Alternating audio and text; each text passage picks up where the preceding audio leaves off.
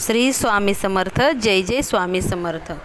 गणेश मूर्तीचं विसर्जन पाण्यामध्ये का करतात हे तुम्हाला माहीत आहे का? तर माहीत नसेल तर हा व्हिडिओ शेवटपर्यंत नक्कीच पहा.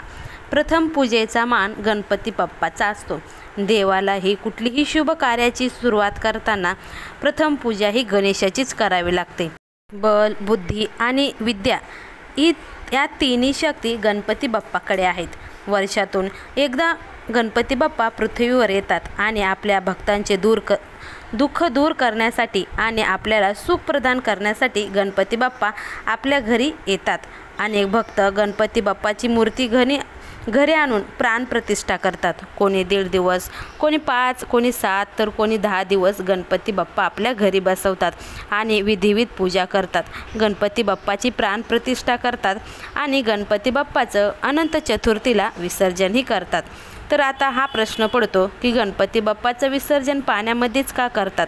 गणपती बाप्पाचं विसर्जन करण्यामागं काय हेतू आहे?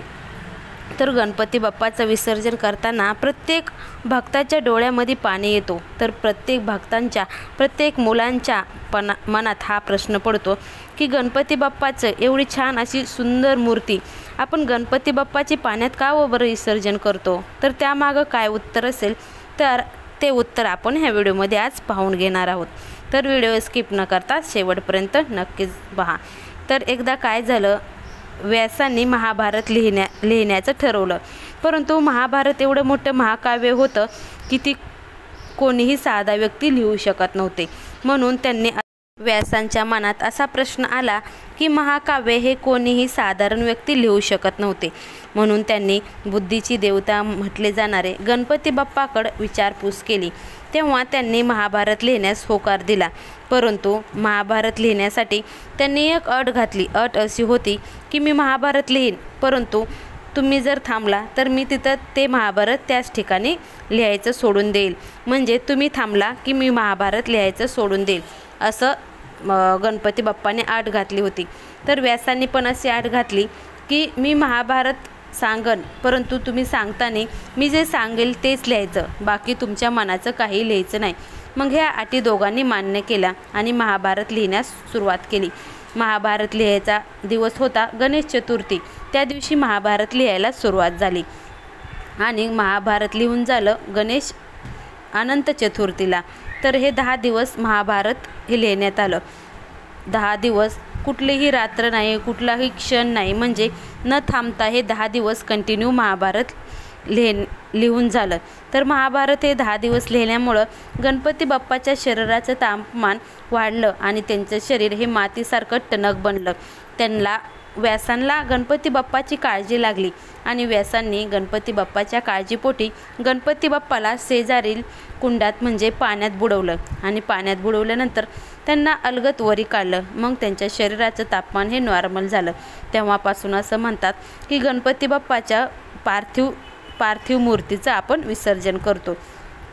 तर ही माहिती खरी आहे, कारण जेव्हा गणपती बाप्पा पृथ्वीवर येतात ते भक्ताचे दुःख दूर करण्यासाठी, ज्यांनी गणपती बाप्पाची वर्षभर सेवा केली, भक्ती केली, त्या भक्तांचं दुःख विघ्न दूर करण्यासाठी गणपती बाप्पा पृथ्वीवर येतात. त्यांच्या ज्या काही अडचणी आहेत ते जाणण्यासाठी गणपती बाप्पा स्वर्गातून पृथ्वीवर येतात. ज्यावेळेस गणपती बाप्पा पृथ्वीवर येतात त्यावेळेस त्यांच्या भक्ताच्या समस्या गाराने एवढं असतं की तुम्ही पाहू शकता. तुम्ही प्रत्येक वेळेस आता एवढे मोठे गर्दी होती लालबागच्या राजाला, तर त्या प्रत्येक भक्तांचं काहीतरी गाराणं असेल म्हणूनच येतात ना ते भक्त. किती गर्दी असती, त्यामुळं काय होतं, गणपती बाप्पाचं तापमान वाढतं आणि तापमान वाढल्यामुळंच गणपती बाप्पाचं विसर्जन हे करत असतात. तर ह्या मागचं हे सायंटिफिक कारण आहे असं म्हणतात. तर आपण पाहिलं असेल तर आपण खूप जण व्यक्ती जर एका रूममध्ये आपण एकत्र आलो तर त्या रूमचं पण टेम्परेचर वाढतं ना, त्याचप्रमाणे असेल. तर त्यामुळे आपण कोणाच्या घरी 1.5, 5, 10 दिवसाचा गणपती असतो, त्यामुळे त्यांचं पाण्यात हे विसर्जन करतात.